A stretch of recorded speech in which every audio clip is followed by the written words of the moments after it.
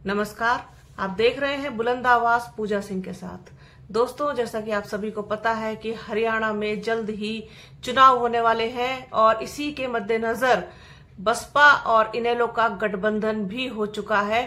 Baspa supremo Mayawati ने जब से हरी झंडी दिखाई है आकाश आनंद को कि अब वो पूरी तरीके से बसपा की कमान संभालेंगे, उसके बाद आकाश आनंद का हरियाणा दौरा शुरू हो गया है। आज वो हरियाणा के असंध में थे, जहां पर वो खुल करके उसी तरीके से बरसते और गरजते हुए दिखाई दिए भारतीय जनता पार्टी पर, वर्तमान सरकार पर, हरियाणा सरकार पर और कांग्रेस पर और इंडिया गठबंधन पर, सभी पर। उनका अंदाज वही था जो लोग पसंद कर रहे थे और जिसका इंतजार था। हाँ, थोड़ा उन्होंने अपने आप को साधा है और थोड़ा सा उस चीज को बैलेंस करने की कोशिश की है, लेकिन निशाने में कोई कमी नहीं। अंदाज वही, तेवर वही, सब कुछ वही। क्या कुछ कहा असंध हरियाणा में आकाश आनंद ने गठबंधन को लेकर के, चुनाव को लेकर के और इनेलो को लेकर के, अभय चौटाला को लेकर के, सब कुछ आपको सुनवाएंगे आगे वीडियो में। देखिए उसको कि क्या कुछ कहा है आकाश आनंद ने, और इस तरीके की और जितनी भी उनकी रैलियां, कार्यकर्ता सम्मेलन या जो कुछ भी उनका कार्यक्रम होगा, जनसंपर्क वगैरह, वो सब कुछ आपके साथ शेयर करेंगे। तो बने रहिए बुलंद आवाज के साथ। हमारे चैनल को लाइक कीजिए, शेयर कीजिए, सब्सक्राइब कीजिए, बेल आइकन जरूर दबाइएगा। अपना और अपनों का बहुत ख्याल रखिए। जल्द मिलूंगे आपसे एक नए वीडियो में, एक नए मुद्दे के साथ, एक नई चर्चा में। तब तक के लिए जय हिंद।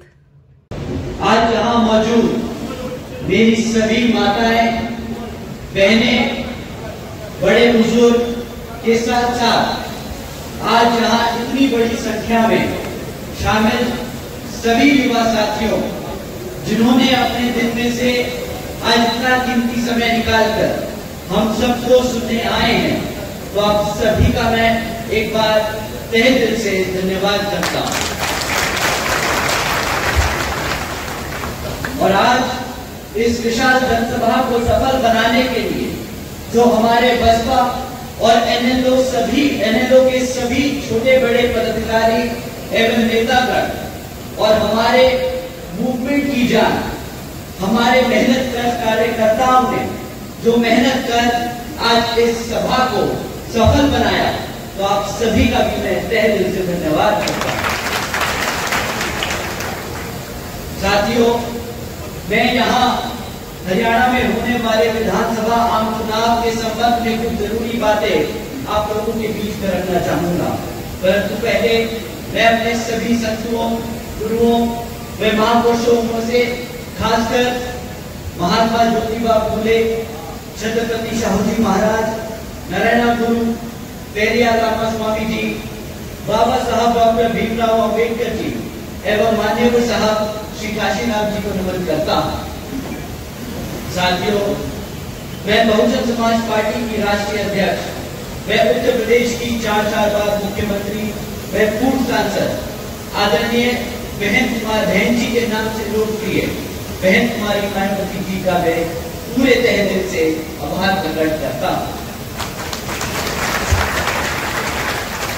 साथियों, जिन्होंने अपनी पूरी जिंदगी वामसेप, डीएस4 व बीएसपी के जन्मदाता एवं संस्थापक मान्यवर साहब श्री काशीराम जी के बताए हुए रास्ते पर चलकर परम पूज्य बाबा साहब डॉक्टर भीमराव अम्बेडकर जी के मानवतावादी व आत्मसम्मान व स्वाभिमान के मूवमेंट के कारवां को अपने आजीवन त्याग, तपस्या व कड़े संघर्ष के जरिए एक नई राजनीतिक ऊर्जा, शक्ति प्रदान की है तथा उत्तर प्रदेश जैसे विशाल व महत्वपूर्ण राज्य में 4 बार अपनी पार्टी बीएसपी के नेतृत्व में सरकार बनाकर खासकर बहुजन समाज के लिए एक ऐसी मिसाल बन गई है, जिससे प्रेरणा लेकर करोड़ों लोग यहाँ हरियाणा में भी सामाजिक परिवर्तन व आर्थिक तरक्की के मिशन के कार्य से जुड़ चुके हैं।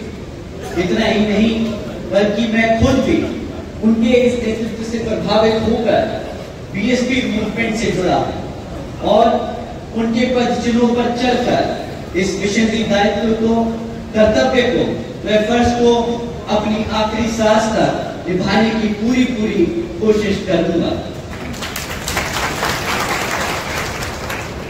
साथियों, मैं हमारे alliance partner Indian National Lokdal NLO के संस्थापक एवं उप प्रधानमंत्री श्री चौधरी देवीलाल जी को तहे दिल से नमन करता हूं। साथ ही एनएलओ के राष्ट्रीय अध्यक्ष श्री ओम प्रकाश चौटाला जी और आज हम सबके बीच में मौजूद एनएलओ के महासचिव, राष्ट्रीय महासचिव और हमारे गठबंधन की ओर से हरियाणा प्रदेश के मुख्यमंत्री के उम्मीदवार श्री अभय सिंह चौटाला जी का भी तहे दिल से धन्यवाद और आभार प्रकट करता हूं। साथियों, पिछले 10 सालों से यहाँ पर हरियाणा प्रदेश में बीजेपी की सरकार चल रही है और अब चुनाव सर पर है, तो ये बीजेपी के लोग फिर से आपके बीच में आकर आपसे वोट मांगने का काम करने वाले हैं। परंतु साथियों, इस बार आप सबको वोट डालने से पहले इनसे कुछ जरूरी मुद्दों पर सवाल करना बहुत जरूरी है। साथियों, मैं आपसे जाति और धर्म के आधार पर सवाल करने को नहीं कहूंगा। मैं आपसे कहूंगा इनसे सवाल जरूर करें शिक्षा पे, रोजगार पे और यहाँ हरियाणा में बढ़ती हुई महंगाई पे। साथियों, यहाँ मौजूद सभी माँ बाप और युवा साथियों से मैं पूछना चाहूंगा कि क्या मिला है आप सबको शिक्षा के नाम पर इस बीजेपी की सरकार में? बताइए साथियों, पिछले बीजेपी की सरकार के चलते हुए पिछले 10 सालों से सरकार ने यहाँ पे 5000 से ज्यादा प्राइमरी स्कूल बंद करने का काम किया। साथियों, एक तरफ पढ़ने वाले बच्चों की संख्या बढ़ रही है और दूसरी तरफ भाजपा की सरकार हमारे प्राइमरी स्कूल्स को बंद करने का काम कर रही है। साथियों, आज प्रदेश में 2200 सरकारी सीनियर सेकेंडरी स्कूल्स में 1000 से ज्यादा स्कूलों में प्रिंसिपल नहीं है। साथियों, जब आपके बच्चों के स्कूल बंद कर दिए जाएंगे और जब उन स्कूल बचे कुचे स्कूलों में और अगर पढ़ाने के लिए शिक्षक नहीं होंगे, तो आप ही बताइए कि क्या यहाँ हमारे बच्चों के भविष्य से खिलवाड़ हो रहा है कि नहीं हो रहा? आप ही बताइए, अगर इस तरह सरकार चलती रही तो क्या वो आपके बच्चों के भविष्य से खिलवाड़ कर रहे हैं या नहीं? बताइए, हाथ उठा के बताइए, आपको लगता है खिलवाड़ हो रहा है? साथियों, बीजेपी के शासनकाल के दौरान शिक्षा के नाम पर सिर्फ पेपर लीक की खबरें हमें आए दिन सुनने को मिलती आ रही है। साथियों, ऐसा कोई भी सरकारी डिपार्टमेंट नहीं बचा जिसकी भर्ती के परीक्षा के पेपर पिछले 5 से 10 सालों में ना लीक हुए। आप ही बता दीजिए, तो हमारे युवा साथी आज यहाँ मौजूद हैं, आपने कितनी सरकारी नौकरियों के लिए परीक्षा दी और कितनी आपके परीक्षा के जो दिए हुए पेपर हैं वो लीक हो गए और आपको नौकरी नहीं दी गई? बताइए, यहाँ मेरे जितने भी युवा साथी हैं हाथ उठाकर बताइए। साथियों, हकीकत तो ये है कि बीजेपी हो या कांग्रेस, दोनों ही पार्टियों ने हमारे बच्चों के भविष्य के साथ खिलवाड़ किया। एक ने सरकार में रहकर कुछ नहीं किया और दूसरा विपक्ष में रहकर भी हमारे बच्चों की शिक्षा के लिए आवाज नहीं उठा पाया। तो साथियों, आप बताइए, क्या ऐसी पार्टियों को हक है सत्ता में आने का दोबारा? बताइए, हक है कि नहीं? साथियों, आने वाले इस विधानसभा आम चुनाव में इसका जवाब आप यहाँ अपनी बीएसपी और एनएलओ पार्टी के सामने वाला निशान बटन दबाकर अपने यहाँ प्रत्याशी को जिताकर और हमारे अभय सिंह चौटाला जी को मुख्यमंत्री बनाकर उनको खड़े बनाकर ये जवाब जरूर देंगे। साथियों, एक तरफ बीजेपी और कांग्रेस की सरकार जो गरीब विरोधी नीतियों पर चल रही है और दूसरी तरफ हमारी आदरणीय बहन कुमारी मायावती जी की नीतियां हैं, जिसके तहत चलकर यूपी में बीएसपी की सरकार ने सावित्रीबाई फुले बालिका शिक्षा आशीर्वाद योजना चलाई थी। साथियों, आपको जानकर हैरानी होगी कि जिस तरह इस योजना के तहत 7 लाख से ज्यादा बच्चियों को 12वीं तक की शिक्षा प्राप्त करने के लिए 600 करोड़ से ज्यादा की लागत इन बच्चियों को अपने पैरों पर खड़ा कर एक उज्जवल भविष्य देने के लिए बहन जी ने उत्तर प्रदेश में खर्ची थी। और इतना ही नहीं साथियों, आदरणीय बहन जी ने अपने शासनकाल में यूपी में 5,550 से ज्यादा प्राइमरी स्कूल का निर्माण करवाया था। इतना ही नहीं, पहली बार बहन जी ने हॉस्टल्स में गरीब वंचितों के बच्चों के लिए 27% आरक्षण की का भी इंतजाम सुनिश्चित किया था। साथियों, एजुकेशन की बात है तो आपको जानकर हैरानी होगी कि इसके साथ साथ बहन जी ने, आदरणीय बहन कुमारी मायावती जी ने 6 engineering colleges, 2 homeopathic colleges, 24 polytechnic colleges, 2 paramedical colleges, 6 universities, 200 से अधिक इंटर में डिग्री कॉलेजेस और 550 से ज्यादा हाई स्कूल्स और 5,500 से ज्यादा प्राइमरी स्कूल्स और 100 से अधिक ITIs का बनाने का काम किया था, वो भी सिर्फ 5 साल में। तो आप सोचिएगा साथियों, जब आप अभय सिंह चौटाला जी को मुख्यमंत्री बनाएंगे तो वो आपके प्रदेश में कितने ही हजारों स्कूल खोलेंगे और आपके बच्चों को पढ़ने की योजना पूरी कराएंगे। साथियों, ये लिस्ट बहुत लंबी है कि कभी कभी सोचकर मुझे हैरानी होती है कि सिर्फ 5 साल में कोई इतना काम कैसे कर सकता है। लेकिन साथियों, अगर अपने समाज के लिए, अपने लोगों के लिए काम करना कोई चाहे तो असंभव काम भी संभव हो जाता है। परंतु जैसा कि आप जानते हैं, यहाँ बीजेपी और कांग्रेस की सरकार रही है, उन्होंने कितने दिल से यहाँ पर आपके बच्चों के प्राइमरी स्कूल्स, कॉलेजेस, यूनिवर्सिटीज बंद करने का काम किया है। तो उनकी असलियत, उनकी मंशा आप सब लोग समझते हैं। परंतु साथियों, बीजेपी की सरकार ने पिछले 10 साल में यहाँ पर हमारे बच्चों के रोजगार के लिए भी कुछ ज्यादा काम नहीं किया है। आपको जानकर हैरानी होगी कि आज हरियाणा में 40% युवा बेरोजगार घूम रहा है।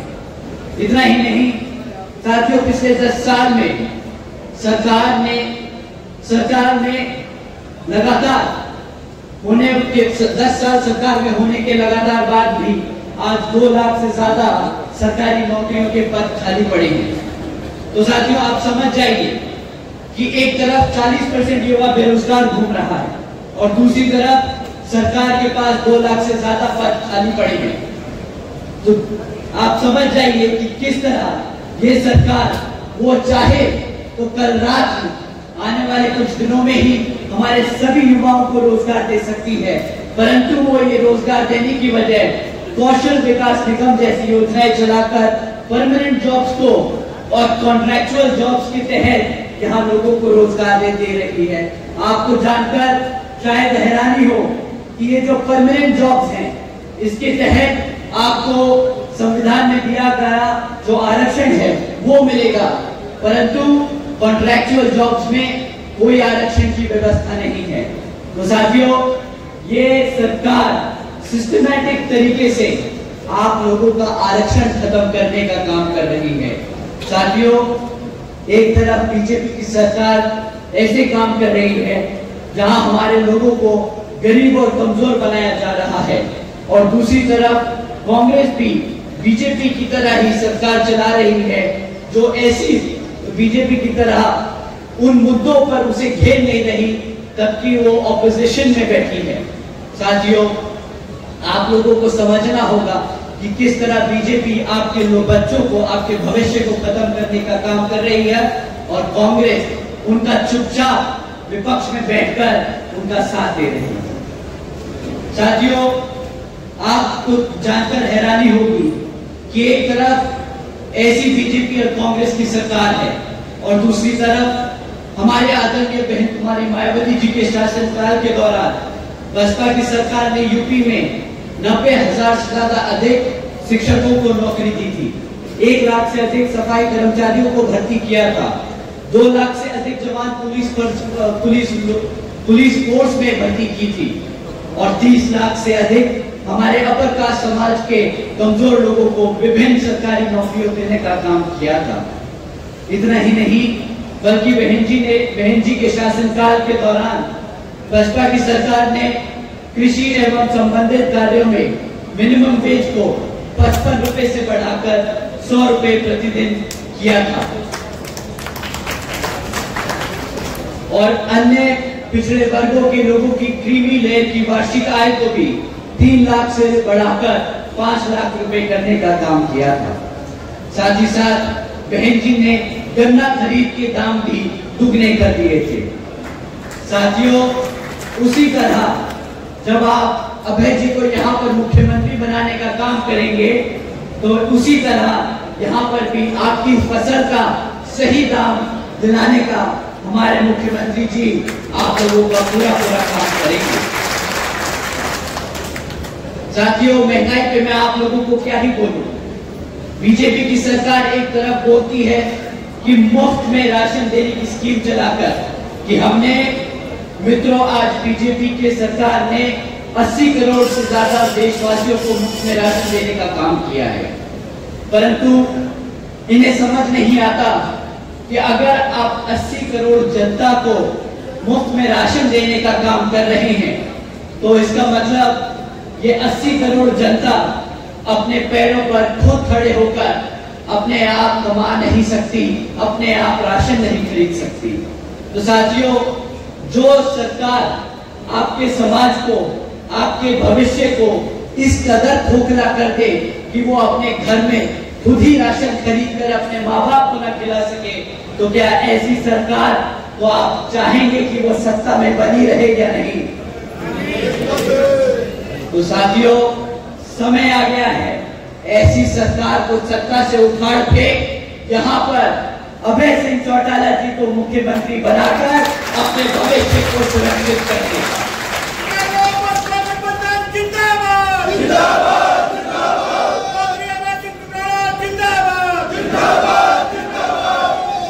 साथियों, इन्हीं कुछ जरूरी बातों के साथ ही अब मैं आप सभी लोगों से और मेरी तरफ से मेरे साथ में खासकर आदरणीय बहन कुमारी मायावती जी की भी यही विशेष अपील है कि इस विधान